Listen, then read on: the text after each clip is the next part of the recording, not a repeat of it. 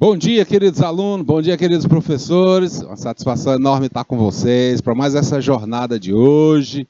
Nosso bom dia aí para Floresta do Piauí, para Joaquim Pires, para Landry Salles, para Nova Santa Rita, para Nazaré do Piauí, Ribeira do Piauí e para também ali Coivaras também. E para a turma que está acompanhando pelo YouTube, né, Patrícia? É isso? Aí também temos aqui, quem mais? Olha aqui. A Elza também, a Carolina, né? A Sônia Souza. Nosso bom dia para vocês também. Tá?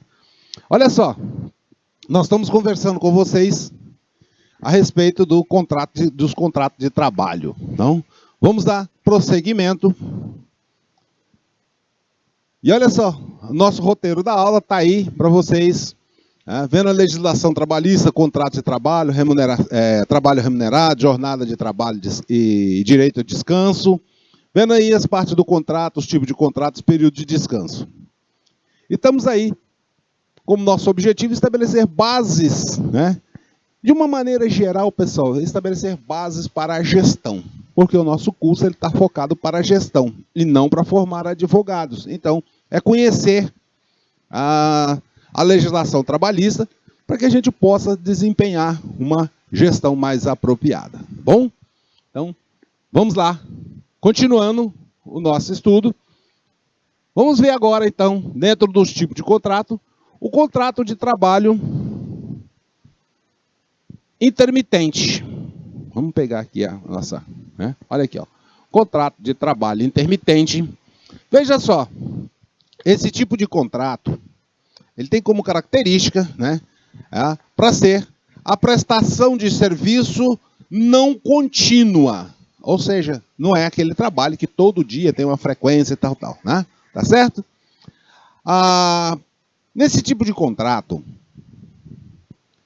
ele ocorre uma alternância entre o trabalho e outro serviço. Então, olha aqui, ó, nós temos a alternância entre um período de prestação de serviço, que pode ser em horas, dias ou mês, e um período de inatividade. Aqui, pessoal, não é período de descanso, é período de inatividade, que vai caracterizar a intermitência, a inatividade que é. Então, veja assim, a pessoa trabalha um dia, aí passa 2, 3, uma semana, um mês e tal, vai lá, faz outro tipo de trabalho, volta lá novamente, tá bom? É assim que se funciona. Veja só, nós falamos ali de inatividade, mas tem aqui algumas regrinhas, né? Do tempo de inatividade, que esse tempo de inatividade, ele não conta como tempo de serviço do empregador. E nesse momento em que está de inatividade, o que acontece? O trabalhador, ele pode prestar serviços para outros contratantes. E essa é a lógica do trabalho intermitente. Poder trabalhar para várias pessoas. Então, o camarada pode trabalhar na segunda-feira para uma empresa, na terça para outra, na quarta para outra, e assim por diante, tá? Mas assim, esse tipo de trabalho, ele carece de uma negociação bilateral, e quando se aceita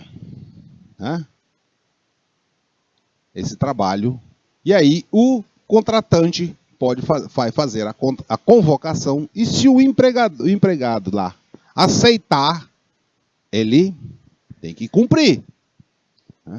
Então, nessa relação, podemos ter aqui que quem descumprir, né, pode gerar um justo motivo de rompimento do contrato. Né? Veja só, os pagamentos ocorrem, né, de uma parte para outra, né, normalmente no prazo, em caso de descumprimento, a parte que descumpriu e incentivou um justo motivo para a rescisão do contrato, em um prazo de 30 dias, remunerar, a título de multa, 50% relativo ao contrato que tem. Né? Mas assim também é possível fazer uma compensação, é permitido fazer uma compensação dentro de um prazo de 30 dias. Veja só, você tem lá o contrato, e aí você foi convocado. Aí você diz, olha, hoje eu não posso, ou então aceitou, não foi. Mas aí entre as partes pode haver um acordo, fala assim, não, olha, na próxima semana você vem, faz o trabalho, sem problema nenhum, tá? E aí depende do acordo que tem, tá bom? Vamos aprofundar um pouquinho mais aqui. Que temos os contratos que nós temos aqui, que são contratos de trabalho. E esses contratos de trabalho, eles podem passar por um processo de alteração unilateral. Veja só, nós temos duas situações. Uma que é a alteração unilateral cabível e o outro de extinção.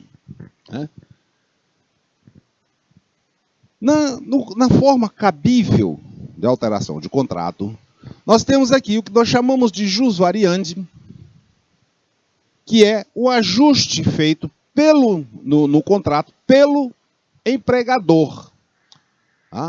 Pode ser, essa alteração aqui pode ser alterar o horário, mesmo assim, pode manter o mesmo turno de trabalho, ou pode ter alteração de turno de trabalho, também pode ter. Ou então pode acontecer de ter uma alteração em função da confiança, ou seja, o camarada lá é um gerente, um chefe, um setor, mas aí quebrou a confiança e o empregador pode fazer alteração e o trabalhador deixar de ser chefe, gerente ou diretor. Também pode ocorrer uma remoção do trabalho, uma remoção, modificando o local de trabalho.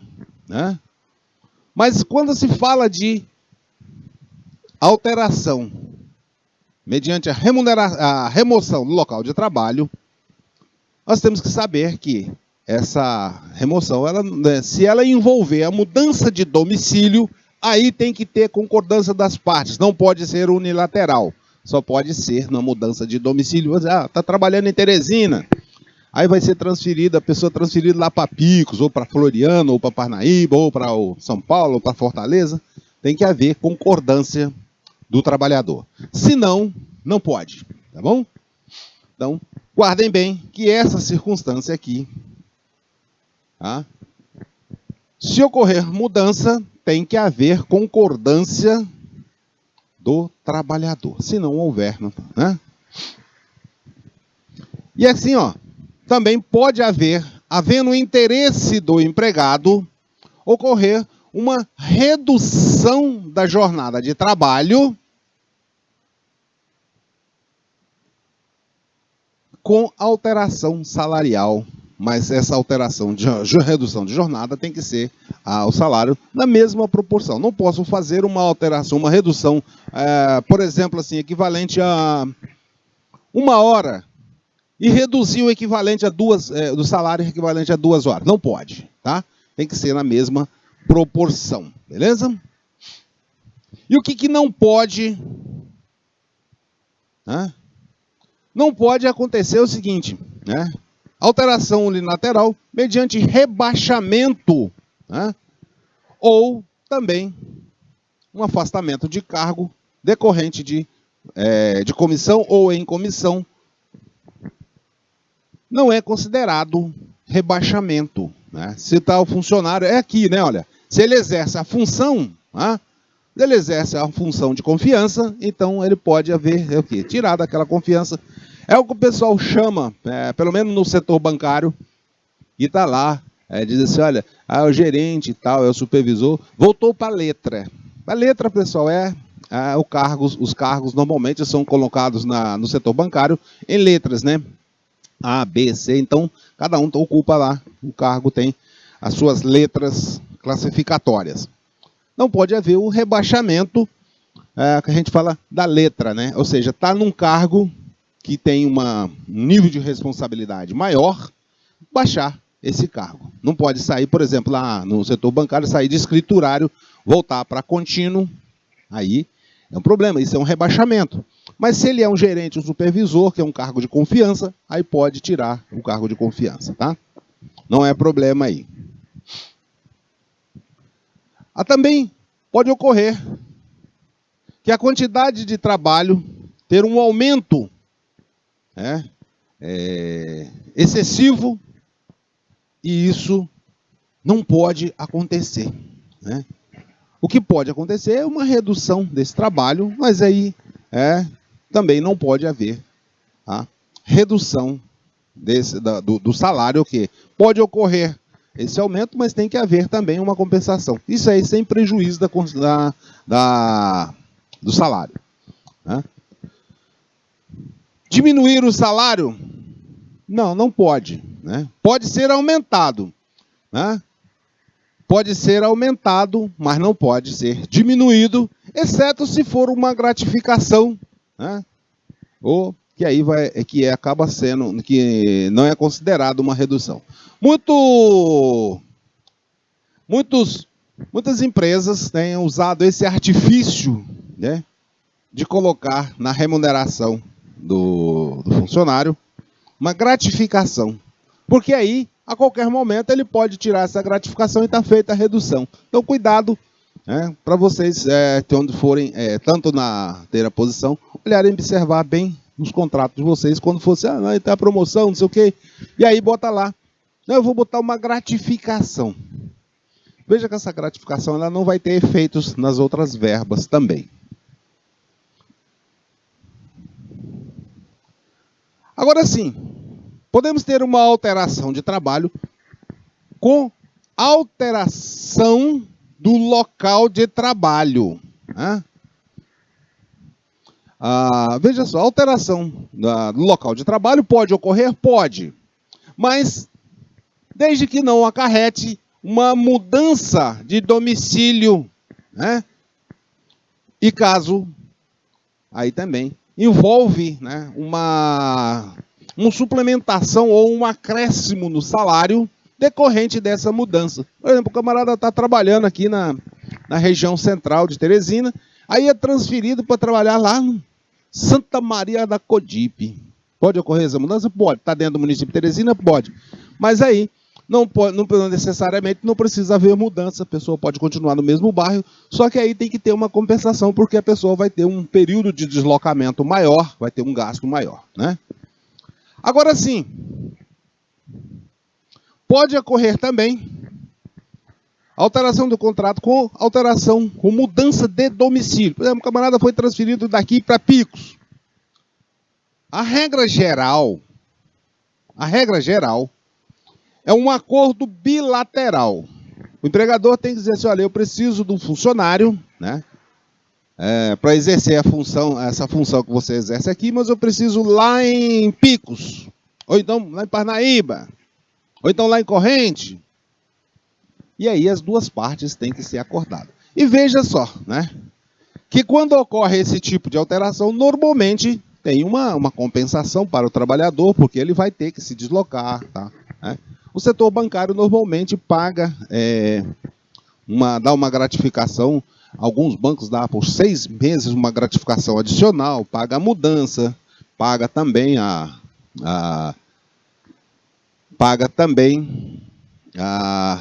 mudança, passagem, tudo dos familiares também. Bom dia aí, Coivaras do Piauí. Bom dia aí pra turma, né, Gustavo? Bom dia pra você. Bom dia pra turma aí de Coivaras do Piauí, com o nosso Gustavo aí assistindo a aula. Bom, um alô pra você. Bom, ocorre também uma situação, em exceção, uma alteração unilateral. Aqui, pessoal, é meio travoso quando entra essa questão de uma alteração unilateral, porque aí o empregador chega e diz, olha, eu quero que você vá para tal lugar assim, assim, tal. Eu não estou dizendo para vocês aqui que essa alteração de local de trabalho, ela é temporária. Ela pode ser temporária, e aí pode ser uma alteração unilateral, do tipo assim, o empregador diz, olha, lá em Picos, a funcionária lá que trabalhava lá, fazendo a função tal, tá, okay?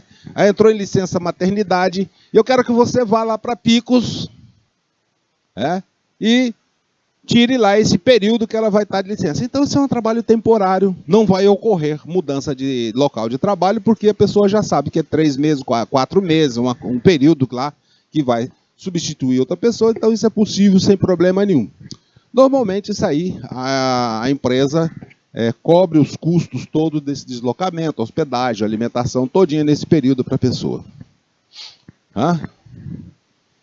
Olha aqui. Quando ocorre uma alteração por transferência, nós temos 2 situações, aliás, 3 situações, né? Uma com mudança de local de trabalho, e aí, pessoal, quando ocorre mudança de local de trabalho, então tem mudança de domicílio, a pessoa tem que mudar para outro lugar mesmo, tá? Nesse caso, tem que haver um acordo bilateral, ou seja, a anuência do empregado, Mas também pode ser uma alteração unilateral provisória. Normalmente, quando ocorre essa provisória, como eu já comentei para vocês, olha aqui, tem um adicional de transferência. Esse adicional é no mínimo de 25% do salário. O ocupante do cargo, se for ocupante de cargo de confiança, normalmente acontece, né? O contrato de trabalho tem condições, né? Tem que ter previsões lá no contrato de trabalho de condições de transferência. Ou então, quando ocorre extinção de um estabelecimento. A empresa tem uma filial, por exemplo, lá em Coivaras. E a empresa não quer mais continuar com a filial lá em Coivaras, então ela transfere, extinguiu a unidade lá em Coivaras, né, Gustavo? E aí as pessoas mudaram para outros cantos, né? Ou então haja necessidade de serviço, que é o caso que eu falei para vocês aí, de uma substituição lá de uma pessoa que saiu em licença maternidade, e aí precisa ter lá uma pessoa. Ou então por outro motivo, eu coloquei licença maternidade, que é mais comum acontecer isso, tá? Então, aqui, alteração de transferência com mudança de domicílio. Vamos passar isso aqui para vocês agora, de uma outra forma, tá? Vamos rever muitas coisas agora, só que agora nós vamos ver do ponto de vista assim, mais literal tudo, tá? Veja só, nós conhecemos aí os elementos que caracterizam o vínculo empregatício, não vimos na aula passada, né? Nós vimos também as espécies de contrato de trabalho que podem ser um contrato por prazo determinado ou por prazo indeterminado, né? Quando nós falamos um contrato por prazo indeterminado, nós estamos dizendo que é a regra, né? E para ser diferente dessa regra, então deve haver, né,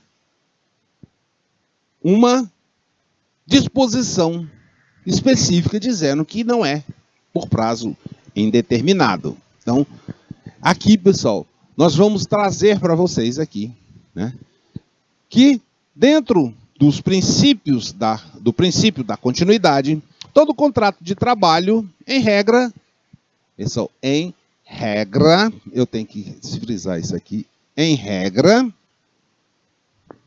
é por prazo indeterminado,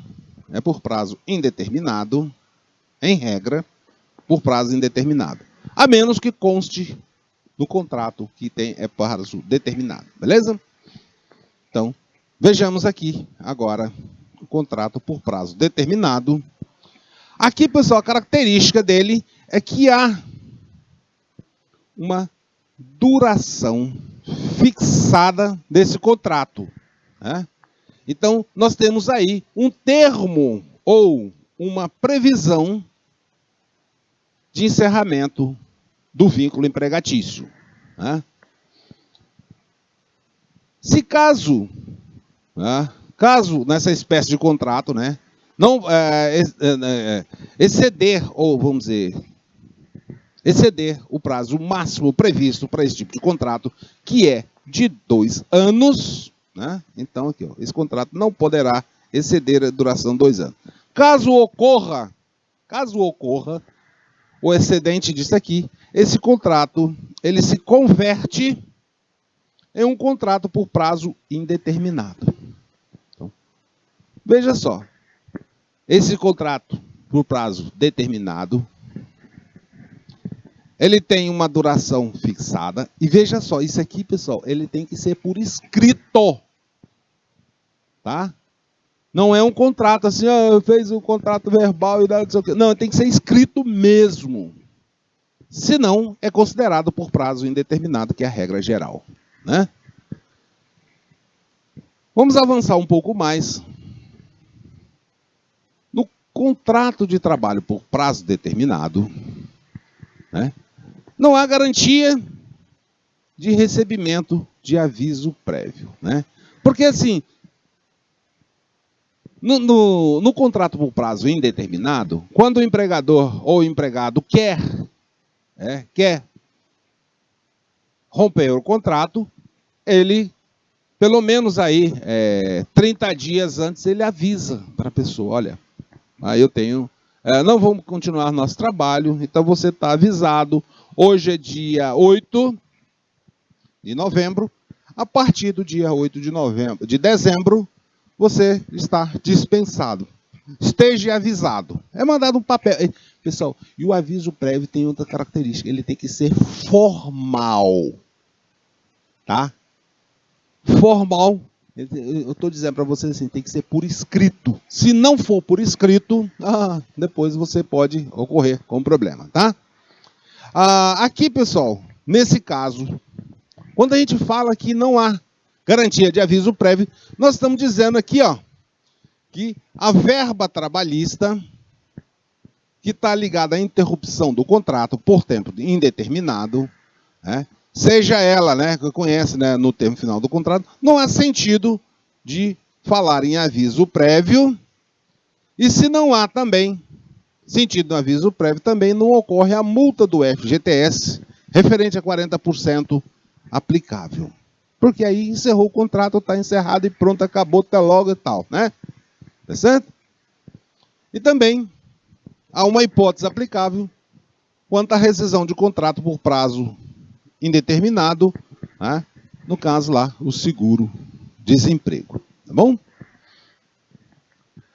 Uma das modalidades que nós temos, que é mais corriqueira do contrato por prazo indeterminado, é o contrato de experiência, que tem duração máxima de 90 dias, tá?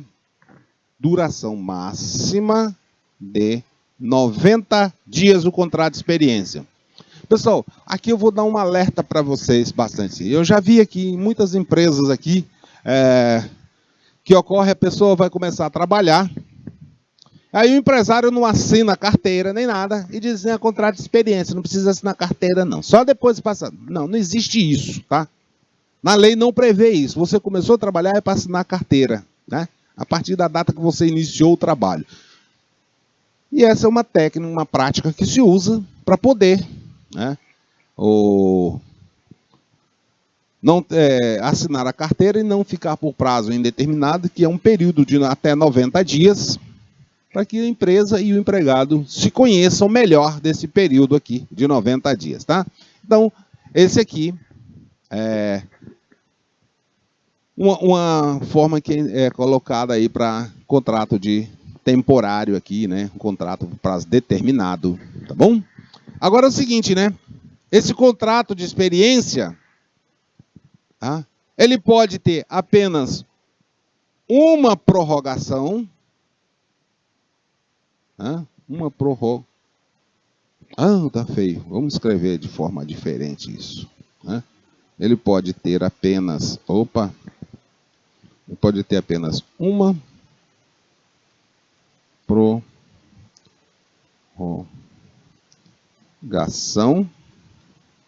É isso? E essa prorrogação, com a prorrogação não pode ultrapassar 90 dias. Passou dos 90 dias, né? Aí 91 dias, né? Aí o patrão chega lá e diz assim, olha, nós vamos romper o nosso contrato de trabalho porque, né, não gostei da tua experiência e tal, né? Aí 92, 93 dias, né?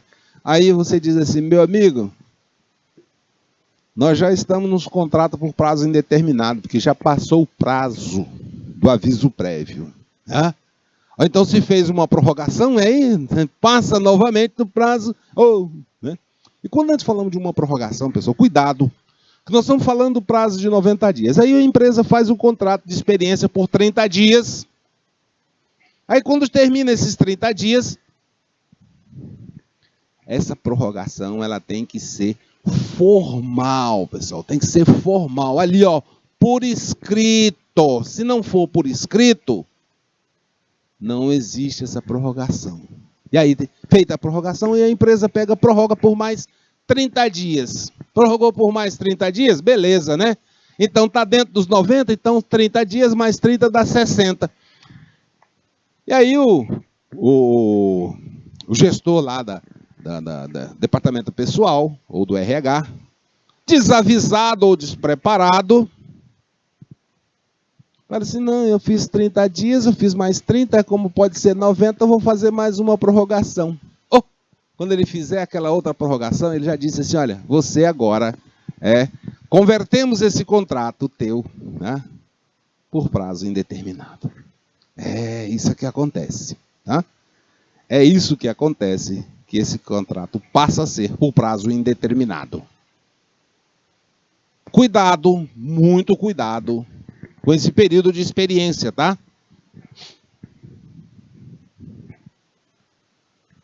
Agora sim, a nossa reforma trabalhista de 2017, eu vou dizer, essa aqui, né? Tem que grifar ela aqui, porque, né? Essa lei 13.467, a dita reforma trabalhista, ela colocou lá, né? Alterações quanto ao contrato de trabalho intermitente, no artigo 443, parágrafo 3º, ela acrescentou lá o seguinte, né? Que o contrato intermitente é aquele no qual a prestação de serviço sob subordinação não é contínua, ocorrendo a alternância de períodos de prestação de serviço e de inatividade determinados em horas, dias, meses, independentemente do tipo de atividade do empregado e do empregador, exceto para aeronautas, que é regido por lei própria. Então aqui temos aqui uma exceção, no caso dos aeronautas, que tem uma legislação própria. Então aqui é o que diz lá o nosso parágrafo 3º a respeito do contrato intermitente. Agora vamos falar um pouquinho para vocês, né? Quanto à remuneração, e como é que ela funciona, né, no campo das relações trabalhistas, né? Nós precisamos saber, né, pessoal, que a remuneração é um gênero e o salário é espécie. Ô professor, como é que é esse negócio de gênero e salário é espécie? Gênero, pessoal, é porque é um todo. E o salário é uma das espécies. Então eu vou ter o salário, eu vou ter gorjeta, eu vou ter gratificações, vou ter uma série de outras coisas, tá? E para nós é o seguinte, né? O salário é uma contraprestação em dinheiro ou em utilidade que é paga pelo empregador ao empregado. É recorrente lá da contraprestação do trabalho, né? E isso é a previsão lá no contrato, da previsão no contrato de trabalho, né? E o objetivo aqui, pessoal, do salário é servir como sustento das necessidades vitais do trabalhador ou do empregado. Então, por isso tem algumas regrinhas aqui que são fortes aqui. Né?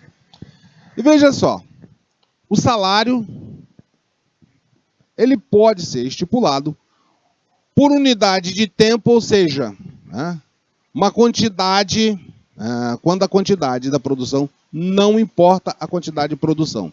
Ah, eu quero você trabalhando aqui 8 horas por dia.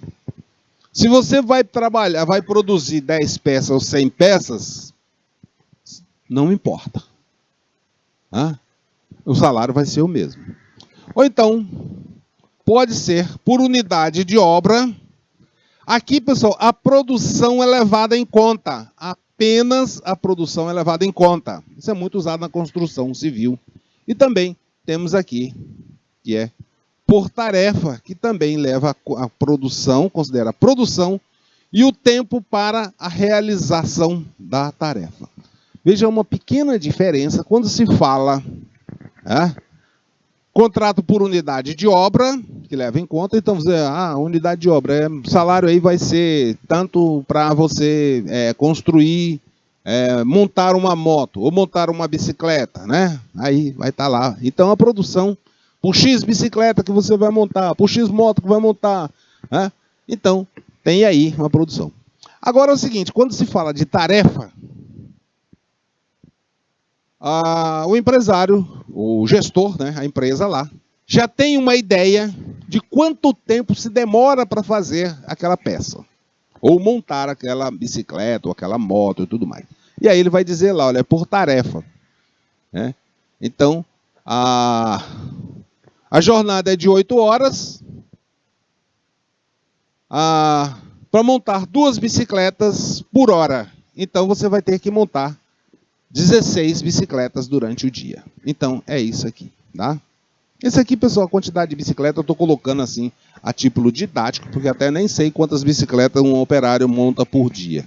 Não sei quantas. Mas a ideia é essa mesmo, que diz lá, montar uma bicicleta, ou 2 bicicletas por hora. Se vai trabalhar 8 horas por dia, então vai ser 16 bicicletas. No artigo 457, parágrafo 1º, coloca também o salário como parte da remuneração, e sendo composto de uma importância fixa, que pode ser em dinheiro ou utilidade. Né? Essa aqui, a quantidade fixa. Né? E aí, pode também ter, nesse contrato, nós podemos ter a remuneração, as gratificações legais, as comissões pagas ao empregado, e aí é a parcela, não é esse, deixa esse aqui, vamos aqui, nesse aqui, isso. É a parcela variável que tem. Tá? É uma percentagem sobre vendas, por exemplo. Né? Então, salário fixo dá salário. Normalmente a empresa contrata salário mínimo mais percentual de vendas. Né? Percentual sobre as vendas. E também temos aqui os adicionais previstos na legislação também. Que é, vamos dizer, se o trabalho é noturno, o trabalho pode ser noturno, um adicional noturno. Se o trabalho é em condições insalubre, ou seja, que é prejudicial à saúde, ou então se tem uma periculosidade, ou seja, se há um perigo, ou também, quando ocorre a transferência, pode ter uma adicional, né? Transferiu de Teresina para não sei o que, bota lá, aí tem que ter lá o percentual também. E também, caso efetuado horas além da jornada normal, que são as ditas horas extras, né? Veja só, esses adicionais, né? Esses adicionais, eles integram o conceito de remuneração, tá? Segundo lá, o parágrafo 1º do artigo 457. Eles integram o conceito de remuneração. Então, veja só, quando nós falamos de remuneração ser um gênero, nós temos aqui o salário, que é a importância, a base fixa, podemos ter aqui na remuneração as gratificações e podemos ter os adicionais. Tá? Temos também, chegando ao final do ano, tem a gratificação natalina, né? Que é mais conhecida essa gratificação natalina, né? Vocês já devem conhecer como o 13º salário, que foi previsto lá na Constituição, no artigo 7º, né, artigo 7º, inciso 8º da nossa Constituição, que previu o 13º, e houve a regulamentação pelas leis 4.090, de 62, e 4.747. Veja só, essas duas leis, pessoal, elas antecedem a nossa Constituição. Veja só, que a lei 4.090 é de 62 e a 4.749 é de 65. E a nossa Constituição é de 88. Aqui, pessoal, houve o fenômeno da recepção dessas leis, porque já tínhamos aqui a nossa Constituição, fala de 13º, e isso aqui já era regulamentado antes, então houve a recepção, né? O 13º, ele também possui natureza salarial, né? Então, para o empregado, ele faz jus para ele a 1/12 da sua remuneração, tá, devida a cada mês, e completando os 12 meses, né, a essa fração, né? O empregado tem direito a cada fração, tá? Lembrando para você que a fração que for maior que 15, o trabalhador tem direito ao 13º. Por exemplo, vamos dizer o seguinte, olha, hoje é dia 8. Se você começou a trabalhar no dia 1º de novembro, você ainda não tem direito a essa fração do 13º. Mas se passar do dia 16, aí você já tem direito a ele. Tá? Ok? Então, se houver um rompimento do contrato da pessoa, né, após o 16º dia, então ele vai ter esse direito aqui. Vamos exemplificar para vocês aqui, né? Olha aqui. O empregado foi admitido para o trabalho por 8 meses completos, né? E em alguns deles a infração superior a 15 dias, né?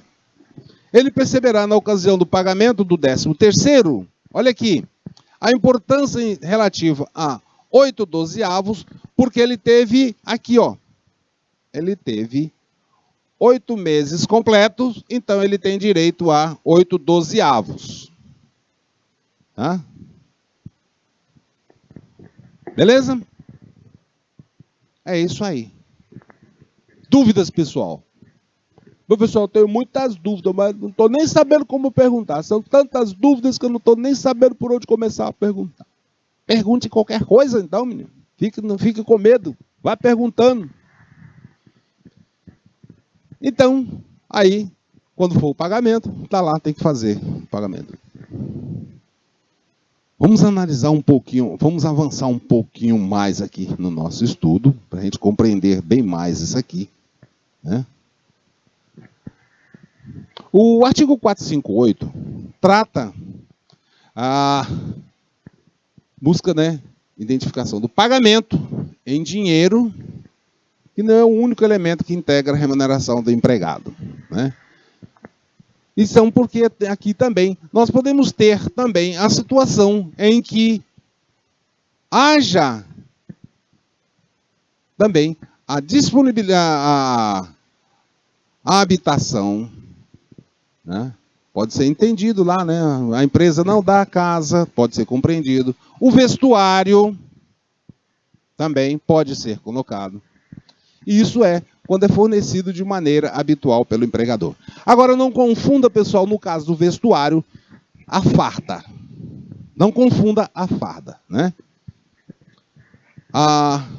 Aqui também não é permitido o pagamento que seja em bebida alcoólica ou qualquer outro tipo de droga. E também não se inclui as utilidades fornecidas pelo empregador para efeito do trabalho em si. Então, se para você exercer o trabalho, e aí vamos supor o seguinte, a empresa precisa que você, para você exercer a função, você precisa do celular. E a empresa chega lá, não, eu vou te dar um celular aqui como parte do salário, eu vou descontar no seu salário. Olha, se você não precisa daquele celular, e aí a empresa que precisa, então ela não pode cobrar.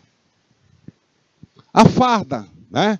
Para exercer a atividade, então a empresa quer que você use aquela farda lá, que esteja a estampa lá, mostrando a marca da empresa e tal, né? Não pode cobrar, não. A farda não pode, não, né? Então essas roupas aí, ou algumas utilidades que são relativas, né? Também não pode. E algumas delas também, alguns equipamentos que podem ser utilizados no local de trabalho, ou então até mesmo para o custeio, né? Educacional, né? O transporte também, né, para os trabalhos. Assistência médica, seguro de vida e acidente pessoal. Isso aqui não são considerados salário. Tá? Muitas empresas, né, colocam isso aí como benefício, diz que isso é... não é considerado salário. Então, se deu lá uma ajuda educacional, transporte, assistência médica, seguro de vida e de acidente pessoal, não conta como salário, tá bom? De acordo com o artigo 459, também, o pagamento deve corresponder a um período máximo de 1 mês e devendo ser pago até o 5º dia útil do mês subsequente. Aqui eu chamo a atenção para vocês o seguinte, tá? Nós temos que separar o que nós estamos conversando aqui sobre essas questões, tá? De remuneração. Porque, assim, o setor público difere do setor privado. Então, tem regras diferentes, tá bom? Também pode ocorrer, né? De ter, porventura, aí, algum sentido, o empregador, né? Do início do contrato, ter direito a receber o mesmo valor pago e essas coisas mais. Mas isso aí nós vamos discutir na próxima aula, que nós vamos aprofundar um pouco mais esse assunto na próxima aula, tá bom? Um abraço e até a próxima.